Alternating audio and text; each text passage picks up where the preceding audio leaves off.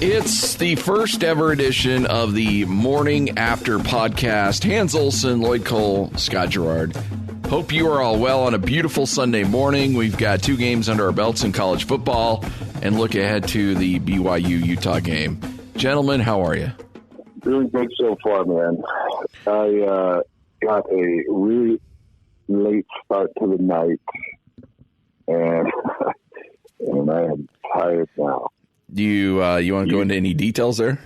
No. Yeah, dude, tell us more. What exactly did you do? Tell me more. Okay, if you must know, we went to a new Italian restaurant off Highland at like 33 minutes south, and then the Olive Garden. I've heard about it. No, the Olive Garden. There isn't an Olive Garden there. That's in New Mexico, apparently. Oh. But I then took my wife to an on-stage play of Freaky Friday. Oh, at the Health Center? Yeah. How was it? It was amazing. Like, it was absolutely emotional. Talking about the Jamie Lee Curtis movie? Yeah, how did Lindsay Lohan do? So it's a remake of that, and it's made for on stage, and it's kind of a musical. There's probably, 15 songs that are shared through the night, and it was phenomenal. I honestly, so there were 2 times that I teared up, and then I got emotional at the end of the show because it was the final showing of Freaky Friday, and the cast was all in tears, and you know how that goes, Scotty. Oh, yeah. Yeah, that sounds emotional. Yeah. In fact, I'm tearing up over here right now thinking about it. You've been able to play a lot. Have you watched some of the final productions and how emotional the casting crew did? Wait, so did Amanda like it? Like I said, she doesn't like stuff like this. No, she didn't. She goes for me. I try to go to like anything that Dwayne Johnson, The Rock, is in because she likes that garbage, like San Andreas and Skyscraper. Your replacement. Yeah. But I suffer through that, and then she has to suffer through the stage stuff. That's fair. Mm. Well, that sounds delightful. It was fun. It was an amazing night. I loved it. But I was able to get home, turn on the Arizona-Hawaii game, and had a blast watching the final quarter and a half of that game. So I tagged you on Twitter because I wanted to get your thoughts. What about the big defensive lineman chasing down the quarterback on the final play? First of all, that dude's got some motor. Yeah. Yeah. Because I saw it was on a backside loop. He had pursued Khalil Tate, and he gets on his motorcycle and heads on down towards the end zone. I don't know how he gets there and makes that tackle, and I don't know how Khalil Tate wasn't able to find his way into the end zone. And I was watching Twitter. Did you see Brett McMurphy just tweeted out that's the 5th consecutive Mountain West Conference win over a Pac-12 team? Yep. That's not good. Well, that completely throws my argument of you have to play against like-minded athletic department budgets. And it's like, what do you when you're talking about the Pac-12? That is such a garbage start for the Pac-12. Like, someone in Arizona should be embarrassed. There were some decent moments last night, but how do you lose that game to start the season to Hawaii? Hawaii ended the season pretty strong last year, but was by no means expected to have a really good team this year. I mean, they were expected to have a pretty good team this year, but nobody has as contention in that division. It's San Diego State or Fresno picked to win. I think they were predicted to finish 3rd in that division. Maybe a bowl game, playing in their own bowl game, and they're in Hawaii, but nobody really had too many high expectations for this Hawaii team. And I don't think they played particularly great. I mean, they turned the ball over 5 times last night and still ended up winning the game. So it was just a really garbage performance by Arizona.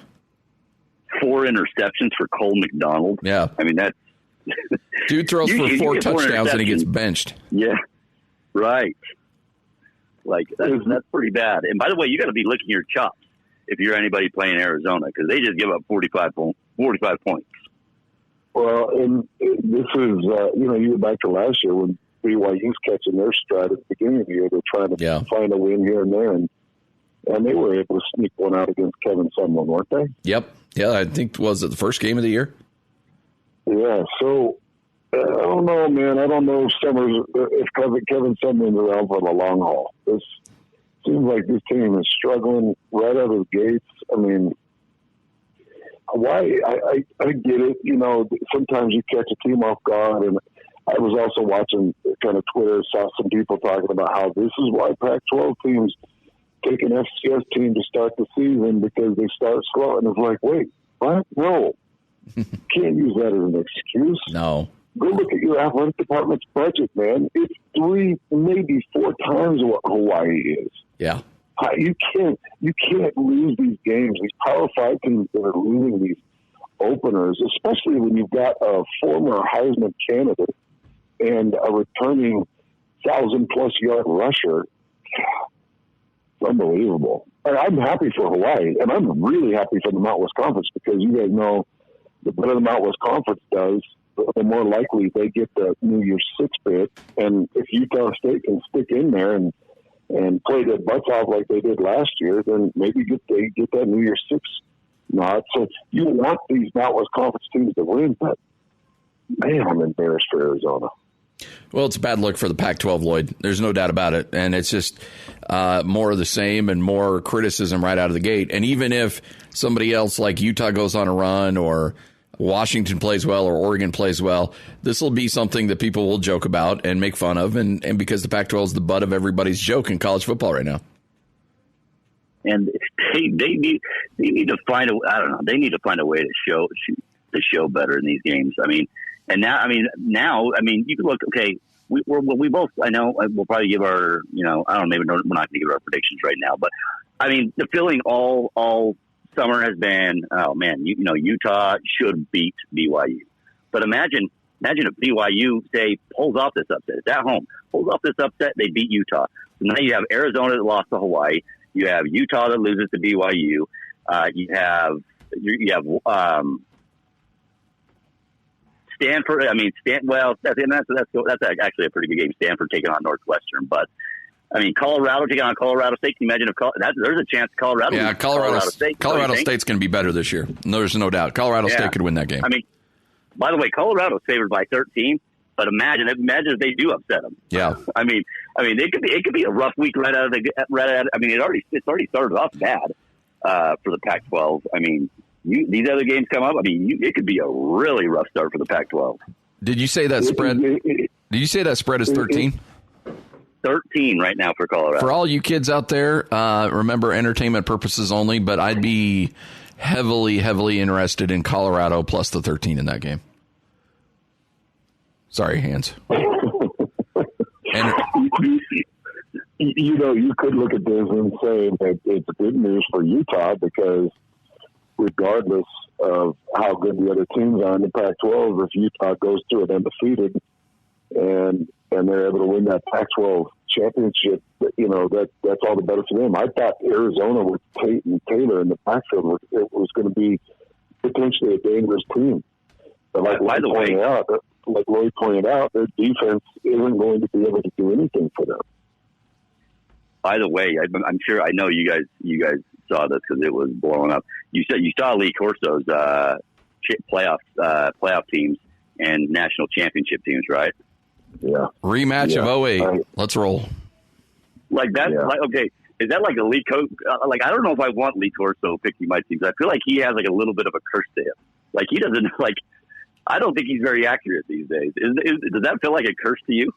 I think the whole thing kind of feels like a bit of like a curse if I were Utah, because how often do those, because everybody wants to reach for the dark horse. Because, right. It's easy to say Alabama, Clemson, Ohio State, Oklahoma. It's really easy to do that because more often than not, you're going to be right. And if you're wrong, nobody really beats you up on it.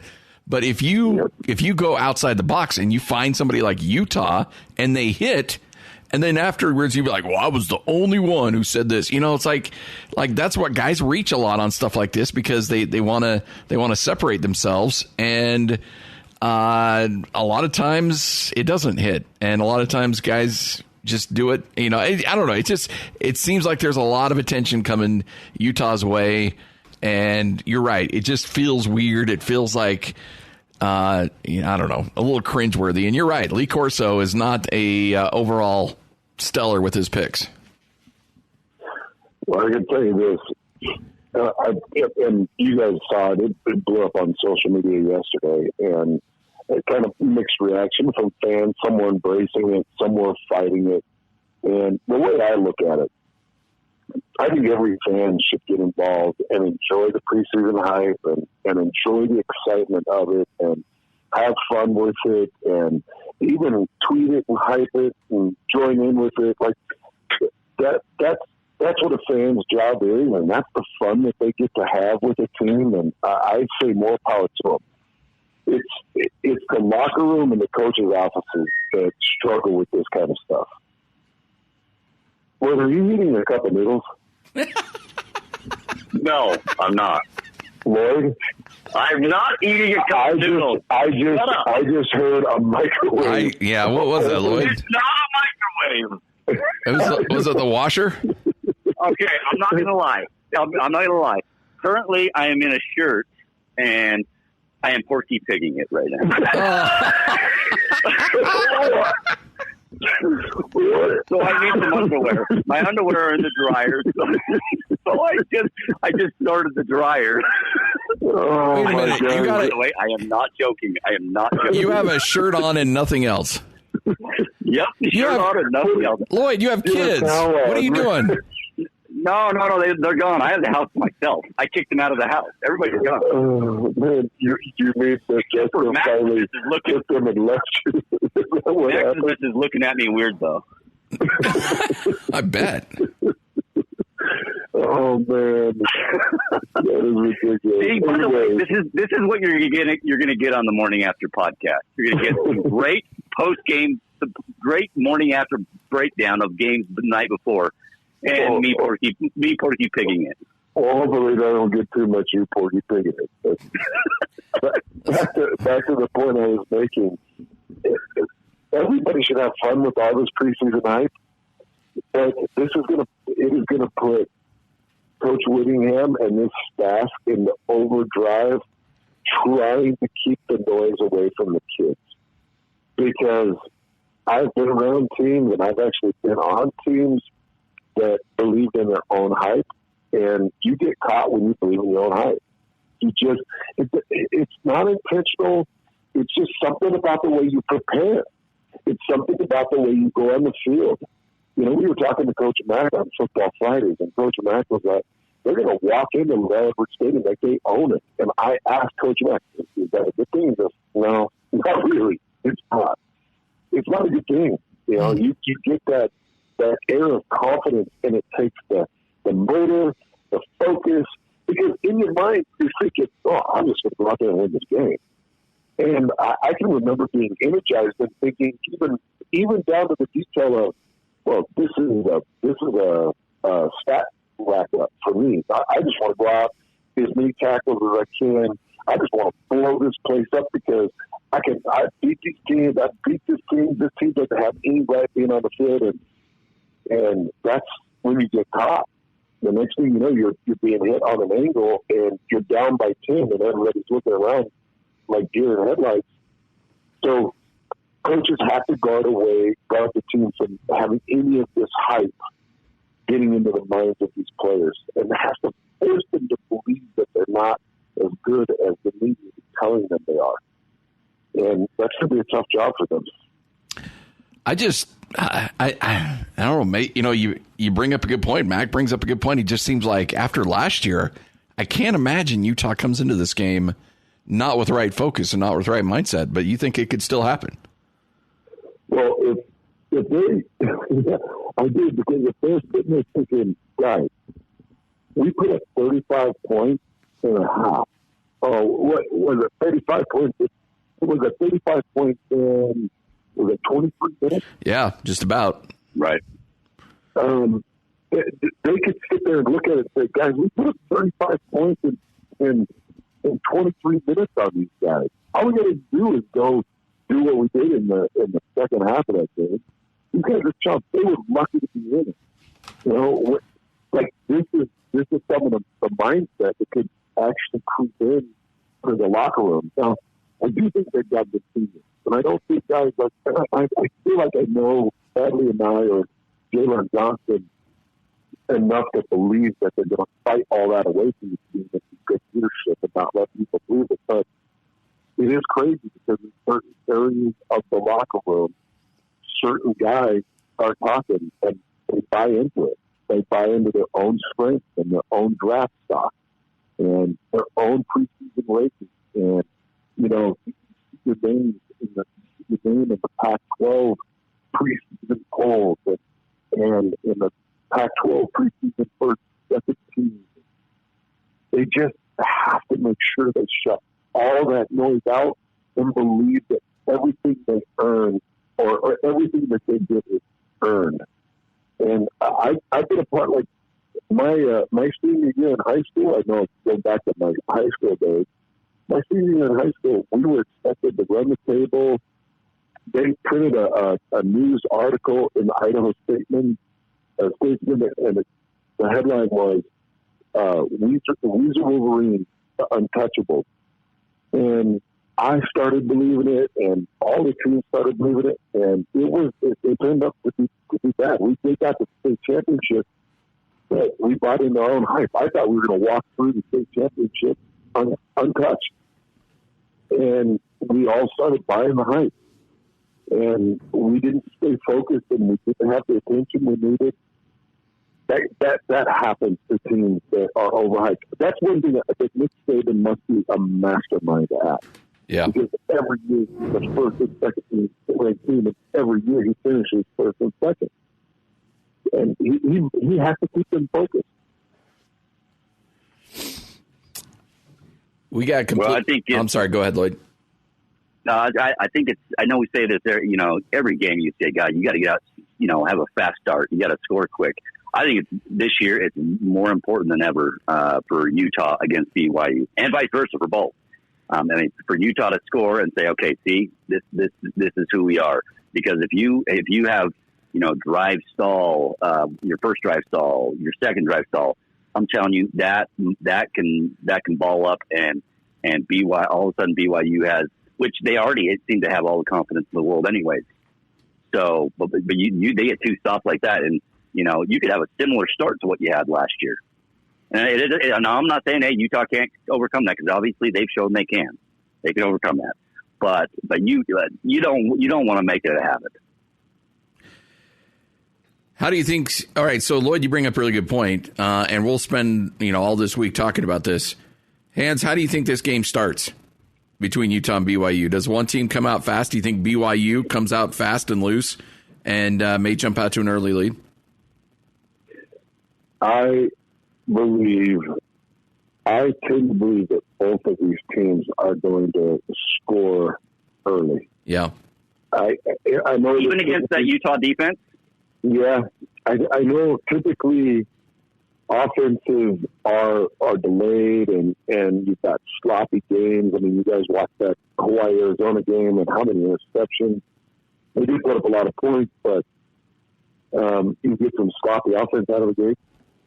I think that they have so much film from last year and they've had so much time to game plan a series against the defense and the personnel that they know is out there, that I think that they're going to have some design and some feel for what they can do offensively. Now, whether Brian Thompson catches a ball or drops it, or whether Matt Bushman is able to get over the top of the safety and catch that deep seam, all those things are yet to be played out. But I gotta say, just from the film review that I watched, if I was a mastermind offensive coordinator and I had 5-6 weeks or 3 months to try to put something together in a match of what I have versus one thing. I feel like it could find its team. Now, defenses will make adjustments, and I'm sure Utah will figure things out and slow it down. But I expect a couple of early scores and kind of a focused offense. Both these offenses have had good camps. There were times to Utah camp, and of course, just going through a lot of the lines that I have through that University of Utah program, that there were times through camp that the Utah defense was shutting down the Utah offense. But there were also times where that Utah offense was really finding stride, and it was beginning and ending with Tyler Huntley. So I've got a feeling that Utah offense is going to be pretty potent coming out of the gates. And I've said Brian Thompson to you guys 100 times. I expect him to have 2 targets, maybe 3 targets and 2 catches, 2 targets and 2 catches in that very first drive. And it wouldn't surprise me if he's the first to score for Utah. All right, gentlemen, first ever morning after podcast. We will do this every Sunday morning throughout the football season, and who knows how long we'll keep it going. The entire season, Scotty. We are devoted to this. No, I said every football season. I just didn't know if we'd roll it through basketball season or not. Oh, okay. I thought you were saying like how long we'll do this through the football season. Yeah. Wait, we're committed. Yeah, just like our last 2 podcasts. Yeah. Can I mention 2 things? Yeah. What do you guys think about Andrew Luck retiring? I wish him nothing but the best. I think that fans booing him are idiots, and they should be banned from the stadium and banned from all existence. And I think that idiot media members who are calling him soft are morons, and a man has decided because of the pain and the anguish that he's got enough money in the bank and wants to walk away. We should wish him well, say thank you, and let him ride off in the sunset. And I echoed Scotty's thoughts. I thought the fans booing was Bush. I thought that's your own fans, and I just if a guy is playing in pain, and it's better that he realizes it now than he doesn't want to be, granted Peyton Manning he's got a pretty good life set for him. He's had a hell of a career, but he doesn't want to be where he can't move his body, and that's kind of how he's been. And he's just realizing, like, my body can't take it anymore. It can't do it. It's, I don't think the guy gave it his all.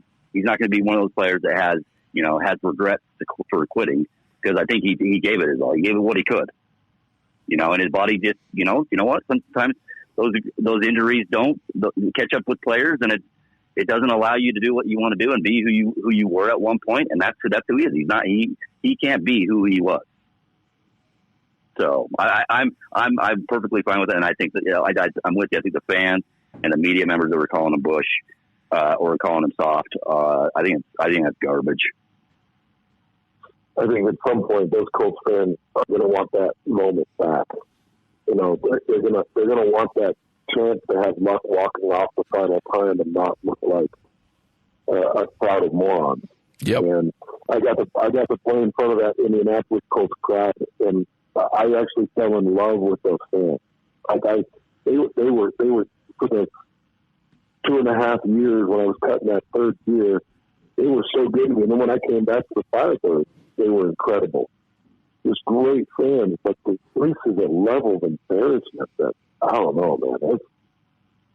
To do, like, you think about that. I don't know if it would be like Derek Favors last year, maybe about that 10 years. Because what was Luck? 7 years in? 8 years in? Yeah, he was a rookie in 2012, so he's only 29 years old. Yeah, so 7 years in, and walks away. Think about that. That'd be Favors right before a season declaring to the Jazz fans in a moment where he's going to be on the court the next day and he's retiring. I just don't think Jazz fans handle it that way. Yeah. I think they look at guys twice. I think they look at injuries and concussions and lacerated. What did you get, a lacerated liver or kidney or something? Yeah, the list of injuries that he's had throughout his career has just been startling. And yeah, Raiders fans and Eagles fans think that they was Bush what they did. Yeah, yep. So I just, man, I think that at some point the Colts fans are going to want that back. And I was looking at a list of surprise retirements.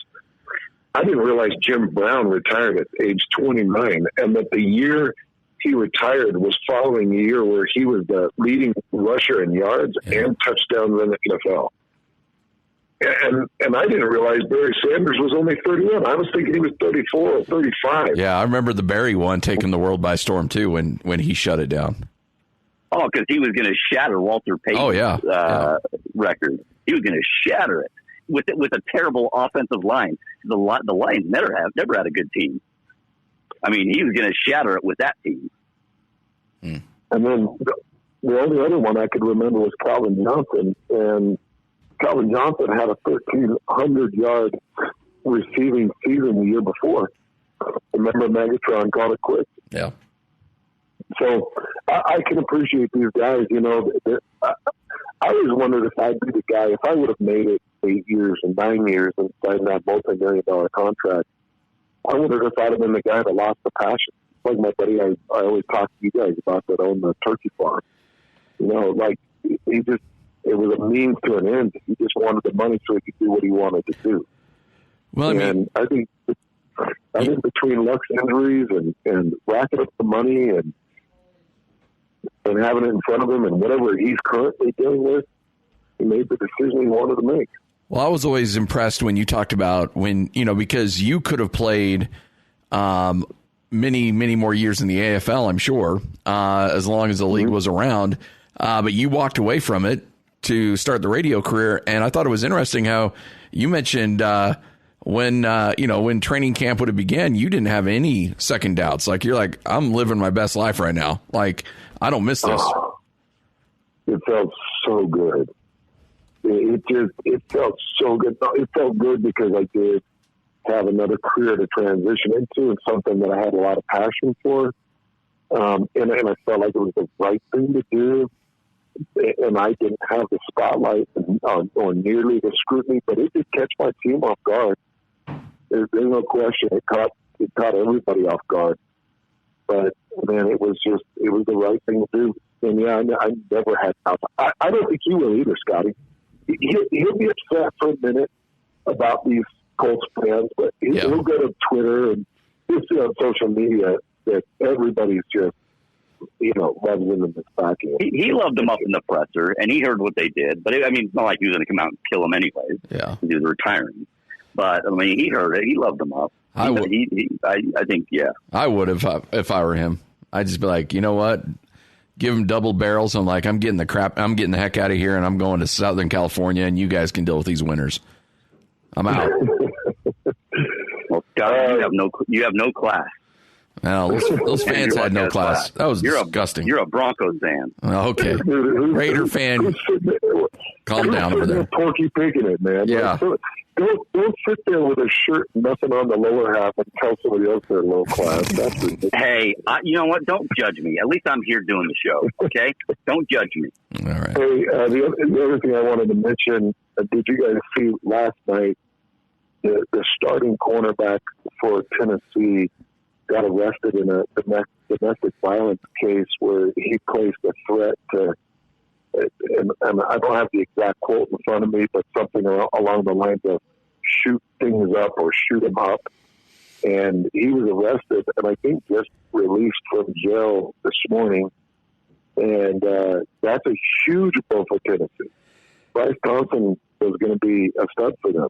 So a big blow for Tennessee. And then you guys have seen everything that's happened with their offensive line. I think Tennessee's going to be a mess. I'm telling you right now, and I know that we still have the Utah game and potential injuries and stuff like that. But right now, I'm picking BYU to beat Tennessee. Oh, yeah. Yeah, I feel that way, too. I think Tennessee is going to really find themselves in a world of hurt. They had a couple of offensive linemen retire. And I don't know, they're really hurting them. And this is going to be a huge distraction for them. I was reading through the story, and I was sick for this guy. I don't know if he had kind of a breakdown or if he was drunk or what happened, but he said some things you just can't say in 2019. So I think he's going to be in trouble. All right, gentlemen. See you tomorrow. This is your Morning After podcast. Enjoy the rest of your weekend, and we'll kick things off tomorrow at noon right here on 97.5, 1280 The Zone and the Zone Sports Network.